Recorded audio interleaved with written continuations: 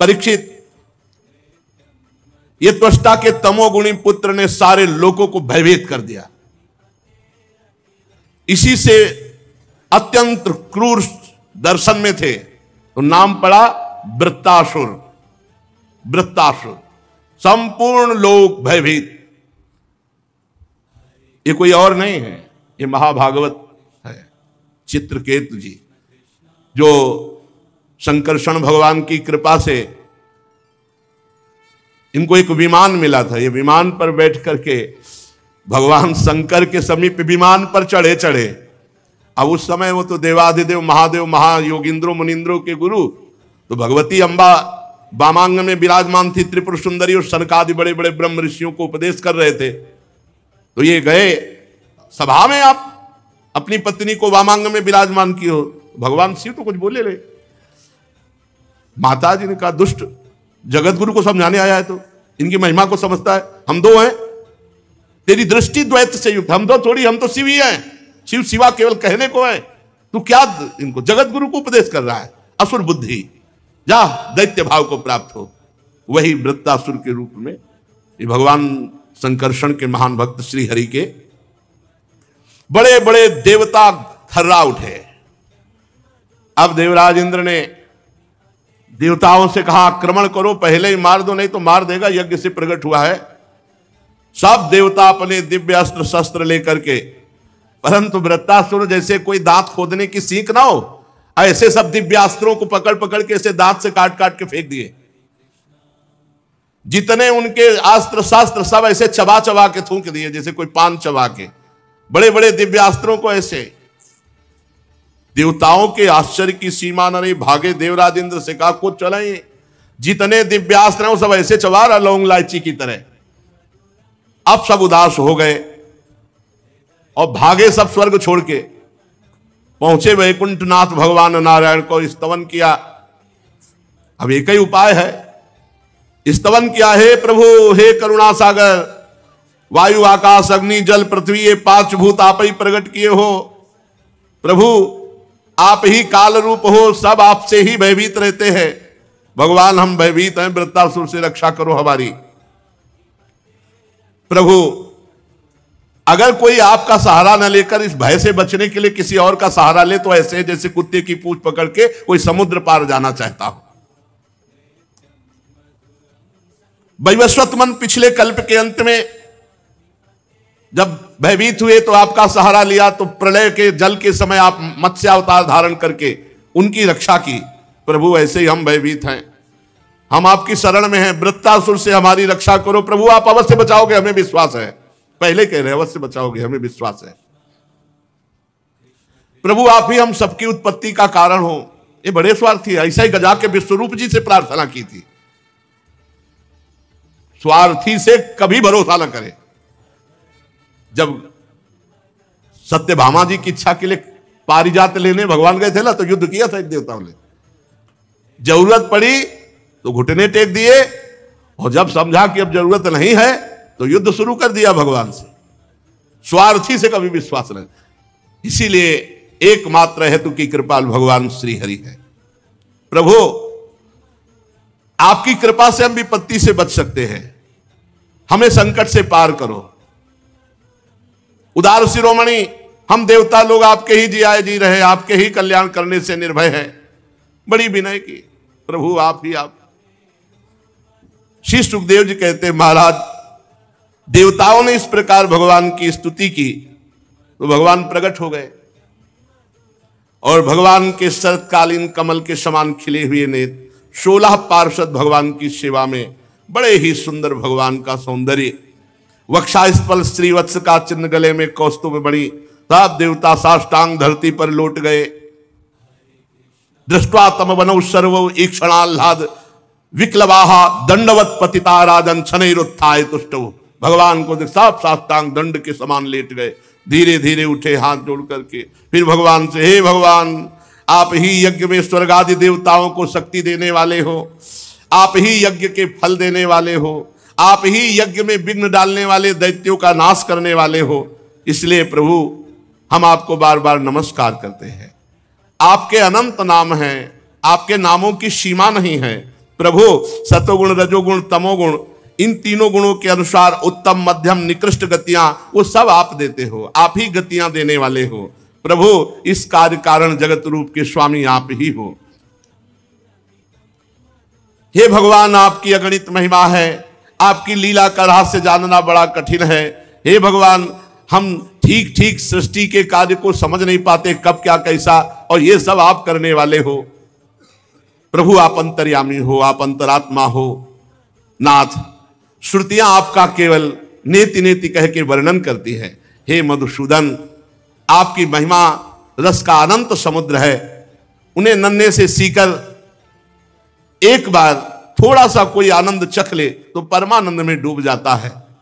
प्रभु, जो थोड़ा सा नाम का स्वाद चख ले, थोड़ा सा आपकी महिमा प्रेम रस की चख ले, तो उसको लोक परलोक के सारे विषय विष के समान लगने लगते हैं, वो सब भुला देता है और आपके प्रेम में उन्मत्त हो जाता है। जानते हैं देवता ये बात, लेकिन वो प्रेम में मगन नहीं हो सकते, इतना विषय विलासिता है।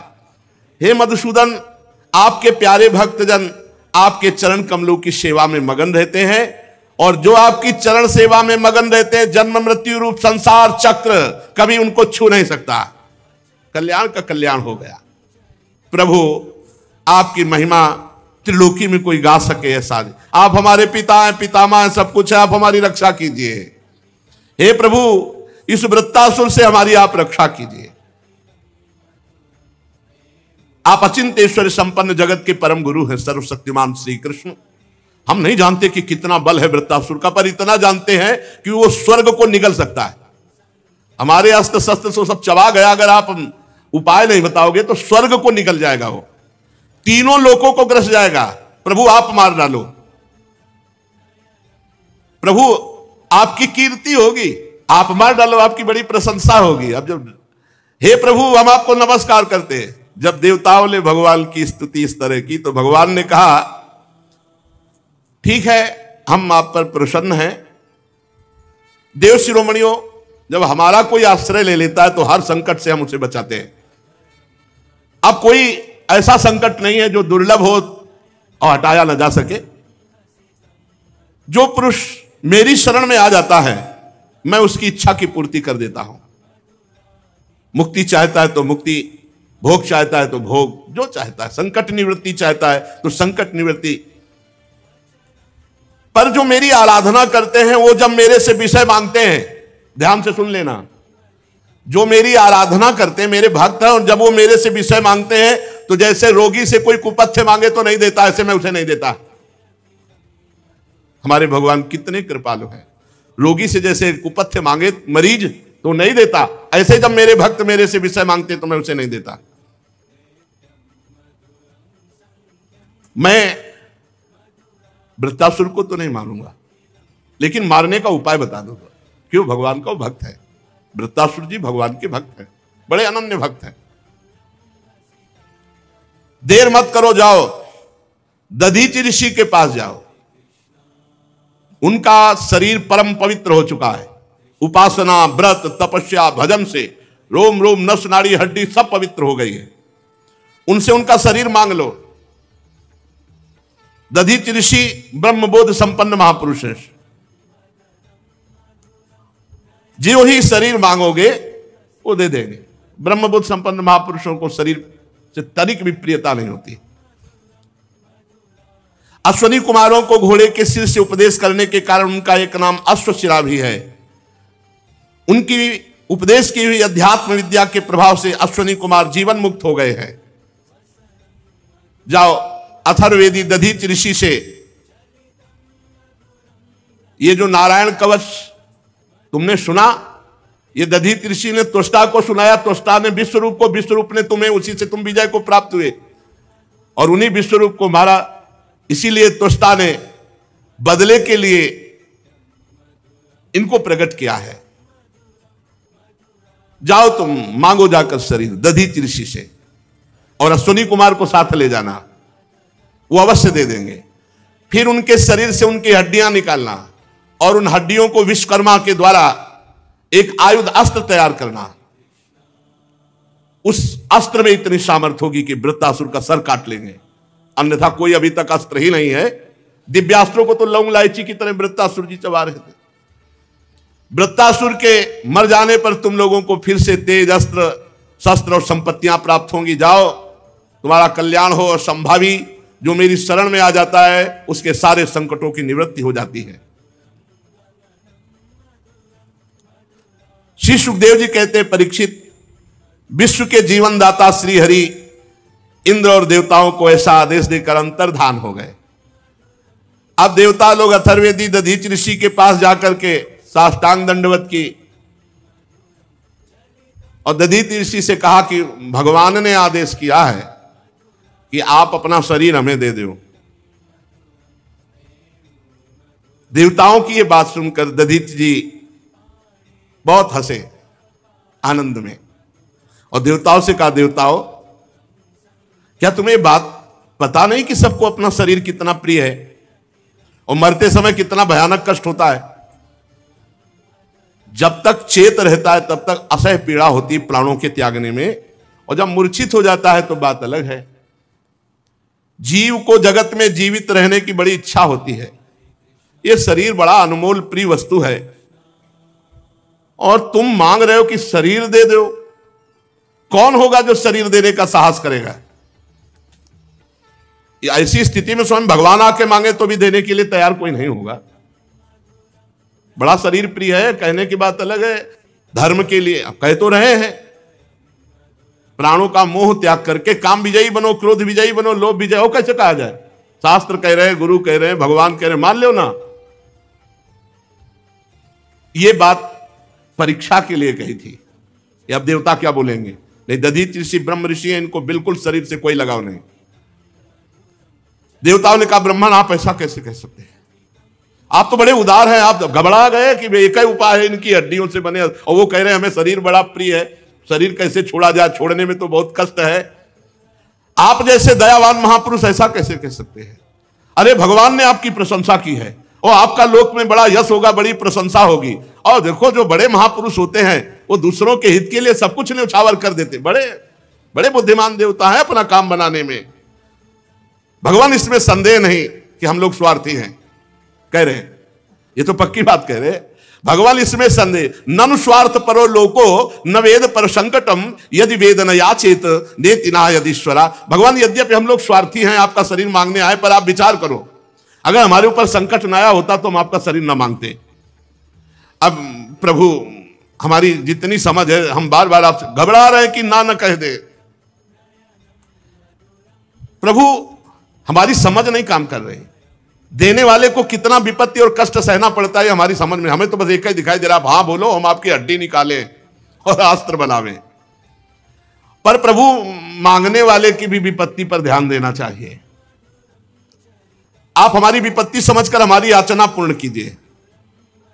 दधीच ऋषि ने कहा, हम तो ये विनोद में केवल बात कर रहे थे, तुम लोगों के मुंह से सुनना चाहते थे कि तुम स्वार्थी हो, सुनना चाहते थे, इसीलिए हमने ये विनोद में बात कही। लो, जिस शरीर को सबसे प्रिय समझा जाता मैं अभी छोड़ देता हूं। ये महापुरुषों का देव शिरोमणियों, इस शरीर से दूसरों के लिए जो काम आ जाए शरीर, वही सबसे बड़ी बात होती है। नहीं तो क्या पेड़ पौधे और शरीर में क्या फर्क, अगर ये शरीर दूसरों के काम में ना आए। जिंदगी का परम रहस्य ये कि जन्म से लेकर मरण तक कोई एक ऐसा तो कार्य कर लो जो दूसरे की रक्षा की हो, दूसरे के काम में आया हो। बड़े बड़े महात्माओं ने इससे बड़ा कोई धर्म नहीं बताया। परहित सरिस धर्म नहीं भाई। मनुष्य शरीर का सबसे बड़ा धर्म है किसी दुखी के दुख को दूर कर दो, किसी असहाय की सहायता कर दो, किसी बूढ़े के 2-4 साल कपड़े धो दो, उसका मल धो दो, उसकी सेवा कर दो। यही मनुष्य का शरीर का जो लाभ है। अब ये नौजवान आजकल के अपने बूढ़े माता पिता को जो अवसर मिला है परम धर्म का, उनकी सेवा न करके उनके डांट लगाते हैं, पीटते हैं, अवहेलना करते हैं, सब नरक गामी होते हैं। क्या कहा दधीच जी ने? मनुष्य का शरीर धारण करने वाले का परम धर्म है कि जीवन में परोपकार बन जाए, परहित बन जाए दूसरे का। एक बार महाराज जी ने कहा कि अगर किसी की सोच धोने को मिल जाए, सेवा करने को मिल जाए, लंगोटी धोने को मिल जाए, कफ आदि फेंकने को मिल जाए, तो यह अहंकार नष्ट हो जाए। उनका खोजो, कभी सेवा मिल सकती है। गुरु प्रसाद से श्रीधर बाबा की सेवा मिली। सच्ची कहते हैं, जो दूसरों की सेवा से हृदय का अहम गलित होता है वो किसी और उपाय से नहीं होता। सेवा मिल जाए बस। कोई कराह रहा है, उसके बढ़िया सब कपड़े, अपवित्र कपड़ों को धो करके सुखाकर उनको पहनाना, उनको भोजन पवाना, भगवान की तरह उसकी एक किसी शरीर की सेवा मिल जाए 2-4 साल, पूरे जिंदगी के मल का सफाया हो जाएगा। बहुत बड़ा कार्य है पर सेवा करना। जगत का ये शरीर, ये धन, ये जन, ये बल, ये वैभव, ये सब क्षणभंगुर है। यदि ये किसी के काम में आ गया, यही सार्थक है, किसी के काम आ जाए। कितने दुख की बात है, मरण धर्मा शरीर से दूसरों का उपकार न करके दूसरों का शोषण करते हुए जो मरते हैं। बड़ी हानि कर ली, बड़ी हानि कर ली। दधीच ऋषि ने समस्त देवताओं के सामने आंख मूंदी और ओम प्रणव का उच्चारण किया और शरीर छोड़ दिया। यह है समर्थ महापुरुषों की महिमा। परब्रह्म परमात्म तत्व में स्थूल शरीर को छोड़ करके विलीन हो गए। वो इंद्रिय विजेता थे, प्राण विजेता, मन विजेता, बुद्धि विजेता, तत्वमयी दृष्टि। और उनको पता भी नहीं चला कि हमारा शरीर कब छूट गया। ऐसे स्वरूप में स्थित महापुरुष लिखा है। जब वो शरीर छोड़ रहे थे तो उनको पता भी नहीं चल रहा था। जैसे केचुल छोड़ने में सांप को कोई कष्ट नहीं होता, अपने पुराने कपड़े छोड़ने में कोई कष्ट नहीं होता, ऐसी स्थिति। यथाक्षा सुमनो बुद्धिस्त तत्वदृक् ध्वस्त बंधन आस्थिता परमम योगम न देहम बुबुधे गतम। कब छूट गया शरीर पता ही नहीं चला, ऐसी ब्रह्म स्थिति। अब तो विश्वकर्मा के द्वारा महर्षि दधीच की हड्डियों से अस्त्र बनाया गया जिसका नाम हुआ वज्र। वज्र अब दधीच ऋषि की अस्थियों से बना हुआ वज्र हाथ में लेकर समुद्र मंथन से निकले हुए ऐरावत हाथी पर विराजमान हुए। ऐरावत हाथी समुद्र मंथन से निकला। सब देवता लोग सेना उनके साथ त्रिलोकी को हर्षित करते हुए वृत्तासुर वध के लिए धावा बोल दिया देवराज इंद्र ने। ठीक वैसे ही जैसे भगवान रुद्र क्रोधित होकर स्वयं काल पर आक्रमण कर रहे हो। सेनापतियों के मन में बड़ा उत्साह था कि भगवान ने कहा है इस अस्त्र से वो मारा ही जाएगा। नर्मदा के तट पर दैत्यों ने आवाहन किया, ललकारा। देवता वहां, देवराज इंद्र हाथ में वज्र लिए, रुद्र वसु आदित्य दोनों अश्विनी कुमार, पितृगण अग्नि मरुदगण ऋभुगण साध्यगण विश्व देवता, ये सब। और वृत्तासुर आगे अकेले पूरी पृथ्वी को डगमगाता हुआ और पीछे दैत्य सेनापति उसकी नमुची संबर अनर्वा द्विमूर्धा ऋषभ अंबर हयग्रीव शंकुशिरा विप्रचित्री अयोमुख पुलोमा बृहस्परमा प्रहेति हेति उत्कल सुमाली माली, हजारों दैत्य पीछे। और दैत्य तो वैसे ही घमंडी स्वभाव के होते हैं, सिंहनाद कर रहे थे और देवसेना पर प्रहार करने लगे।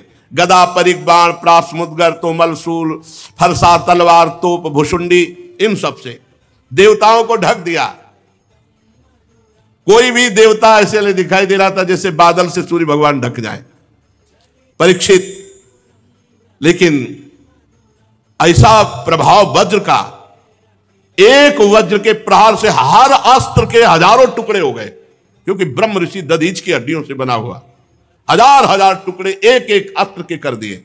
इतना दिव्यास्त्र वज्र। और प्रभाव यह कि दिव्यास्त्र वज्र के प्रभाव से किसी के पास कोई अस्त्र नहीं रह गया। दैत्यों के पास अस्त्र ही नहीं रह गए, सब नष्ट हो गए, अंतर्ध्यान हो गए। इतना दिव्य प्रभाव वज्र का, क्योंकि महान तपस्वी भजनानंदी भगवत प्राप्त महात्मा दधीच की हड्डियों का अस्त्र। तब वो देवसेना पर पर्वत उखाड़ उखाड़ के बरसाने लगे, बड़े बड़े पर्वत। तो जैसे अस्त्रों को काट दिया था वज्र ने, ऐसे पर्वतों को धूल बना के उड़ा दिया वज्र ने। जब वृत्तासुर ने देखा कि हमारे अनुयायी तो हर तरह से हार रहे हैं, तो एक भी देवता सकुशल ना बचे, इसलिए दुर्मद महाबली पृथ्वी को डगमगाता हुआ आगे बढ़ा। जैसे भगवत विमुख पुरुष का भगवत भक्त के ऊपर किया हुआ मारण मोहन वशीकरण उच्चाटन सब व्यर्थ हो जाता है, ऐसे ही दैत्यों का घमंड तो नष्ट हो गया वज्र के प्रभाव से, और वृत्तासुर को ही अकेले छोड़ के सब भाग पड़े दैत्य, कोई टिका नहीं, सबके अस्त्र गायब हो गए, नष्ट हो गए। वृत्तासुर धीरे धीरे महान मद से युक्त आगे बढ़ा, देवता देखकर भयभीत होकर भाग गए। देवताओं की जो सेना थी, जब देखा कि वृत्तासुर आ रहे हैं तो अस्त्र नहीं चलाए, देख ही के वापस हो गए, क्योंकि इतना भयानक स्वरूप, इतना बलवान। तुम लोग मृत्यु से क्यों भयभीत हो रहे हो, युद्ध भूमि से क्यों भाग रहे हो, ललकारा वृत्तासुर ने। कोई बात नहीं सुन रहा इस समय, मतलब पहाड़ का पहाड़ आकाश को घेरे हुए वृत्तासुर। वृत्तासुर देवताओं से क्रोध से तिलमिलाता हुआ, ओठ को चबाता हुआ, और जो देव सेना डटी हुई थी पैरों से ऐसे जैसे कोई घास फूस रौंदे, ऐसे देवताओं को रौंदता हुआ आगे बढ़ा और डांटा, ए क्षुद्र देवताओं, कायरो, रणभूमि में पीठ दिखा के भागने में तुम्हें शर्म नहीं आती? तुम सूरवीर मानते हो अपने को, डरपोको, तुमको जहां प्रशंसा मिलती वहीं गरजते हो, स्वर्ग में देवता बने पूजते हो, आओ हमारे सामने। तुम्हारे मन में अगर किसी के भी युद्ध का उत्साह हो तो सामने आओ, क्षण भर कोई नहीं टिका। वृत्तासुर इतना बड़ा बलवान डील डोल का था कि देवता सब छोटे छोटे लग रहे थे, और क्रोध में जब सिंहनाद किया तो अचेत हो गई देवसेना। वृत्तासुर जी ने गर्जना जब की तो मूर्छित हो गए देवता। देवता मूर्छित है, ऐसा लग रहा है जैसे बिजली गिर गई हो सबके ऊपर, और उनको पैरों से रौंदते हुए आगे बढ़ रहा है। मदोन्मत्त गजराज जैसे कोई नरकट का बन रौंद डाले, ऐसे मूर्छित देवताओं को रणबाकुला वृत्तासुर हाथ में त्रिशूल लिए और नेत्र बंद के भयभीत देवसेना को कुचल रहे थे पैरों से। वज्रपाणी देवराज इंद्र ये करतूत सह न सके और उन्होंने एक भयंकर गदा चलाई वृत्तासुर पे। वृत्तासुर ने देखा देवराज इंद्र ने गदा चलाई है, तो बाएं हाथ से ऐसे पकड़ लिया, उसे मीस के फेंक दिया, और जब उसको मीस के फेंका तो देवराज इंद्र के वाहन एरावत के माथे पे लगी तो घुटने टेक दिए एरावत ने। इंद्र ने प्रशंसा की, वाह वीर वाह, एरावत को कोई घुटने टिका सके, ऐसा वीर नहीं। खून उगलता हुआ देवराज इंद्र का एरावत हाथी घुटने के बल हो गया। होश आया तो 28 हाथ पीछे गिरा जाके, चक्कर ऐसा 28 हाथ पीछे। देवराज इंद्र ने अपने एरावत पर दाहिने हाथ, अमृतसावी हाथ है, जो ऐसे ही किया तो पूर्ण स्वस्थ। युद्ध धर्म के मर्मज्ञ वृत्तासुर ने कोई प्रहार नहीं किया, शांत। अमृतसावी हाथ से जब एरावत की व्यथा मिट गई, फिर स्वस्थ हुआ, रणभूमि में आ गया। वृत्तासुर ने देखा अपने गुरु विश्वरूप का वध करने वाला ये देवराज इंद्र है, और दधीच की हड्डियों से बना हुआ वज्र लेकर हमारे सामने आ गया है। तब कहा, ए क्रूर पाप कर्मा, वैसे तू लड़ने लायक भी नहीं है, क्योंकि तू ऐसा अपराध करता है, पर मेरा आज बड़ा सौभाग्य का दिन है। पहला सौभाग्य कि विश्वरूप जैसे ब्रह्म ऋषि गुरु के हत्यारे को आज मैं मारूंगा। दूसरा सौभाग्य मैं तुम्हारे हाथ में देख रहा हूं, अगर नहीं मार पाया तो तू मुझे मारेगा, क्योंकि ये दधीच ऋषि ब्रह्म ऋषि की हड्डियों से बना हुआ वज्र है, ये निष्फल नहीं जाएगा। मेरा तो सौभाग्य ही है। अगर तुझे मार पाया तो मैं भाई के ऋण से उऋण हो जाऊंगा, क्योंकि त्वष्टा के वो पुत्र थे, त्वष्टा जी ने इनको भी प्रकट किया था। और अगर तेरे द्वारा मारा गया तो अहोभाग्य, क्योंकि ब्रह्म ऋषि की हड्डियों के द्वारा बने हुए इस वज्र से मैं मारा जाऊंगा। तू कितना पापी है, वृत्तासुर जी कह रहे। तू यज्ञ में दीक्षित होकर जिनको गुरु पद में, उन्हीं को विश्वास दिला करके तलवार से उनके तीनों सिर काट लिए। निंदनीय मनुष्य, जैसे अपने स्वार्थ की पूर्ति के लिए यज्ञ पशु की हत्या कर दे, ऐसे तू देवता होकर, देवराज होकर अपने गुरु की हत्या कर दी। तेरी लज्जा कहां चली गई? कहां चली गई थी तेरी कीर्ति और तेरी बुद्धि? नीच कर्म करने वाला तो मरा हुआ होता है, तू तो राक्षसों से भी गया बीता है। ले अब मेरे त्रिशूल का वार सहे और देख इस त्रिशूल से तेरी कैसे मृत्यु होती है। पापी, आग जैसे जलाती है ऐसे तुझे मेरा त्रिशूल जलाएगा और नरक में जाएगा, क्योंकि गुरु अपराधी है। वहां नारकी जीव तुझे नोच नोच कर खाएंगे। देवता होकर तेरे जैसा नीच कर्म करने वाला मैंने नहीं देखा। मैं अपने तीखे त्रिशूल से तेरी गर्दन काटूंगा और तेरे खून से अपने भाई को पितृ तर्पण करूंगा। शांत हुआ, घबरा गया। पहले शांत हुआ, फिर देवराज से कहा घबरा गया। अरे तू घबरा मत, तेरे हाथ में वज्र है और ये वज्र ब्रह्म ऋषि के अस्थियों से बना हुआ है। जब मैं त्रिशूल चलाऊं तो तू करना प्रहार, इसका प्रहार निष्फल नहीं जाएगा, मैं मारा जाऊंगा, घबरा मत।